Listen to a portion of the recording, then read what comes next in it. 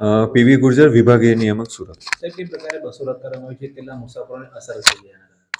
Heavy રેનના લીધે સુરત વિભાગની 52 ટ્રીપો cancel થઈ છે, 19 રૂટો કેન્સલ કર્યા છે, જેમાં છે પોરબંદર, સોમનાથ, દ્વારકા, તેમજ નોર્થમાં આપણે ગોધરા, ઝાલોદ, દાહોદ તરફનું સંચાલન છે એ સ્થગિત કરવામાં આવેલું છે. કેટલા મુસાફરો અટવાયા છે અને એસટી નિગમ દ્વારા કઈ પ્રકારની આગામી દિવસમાં રેનના લીધે અગમચેતીના ભાગરૂપે આ સંચાલન બંધ કરવામાં આવેલું છે, અને અત્યારે આશરે 500થી 1000 પબ્લિકનો જે એમને મુસાફરી કરી શક્યા નથી, પરંતુ આ જે હેવી રેન છે અને અગમચેતી ભાગરૂપે મુસાફરો પાણી ઊંચું થાય અને સંચાલન ચાલુ થાય પછી મુસાફરી કરે એવી વિનંતી છે. 3 દિવસમાં કેટલી ટ્રીપો રદ કરાઈ છે?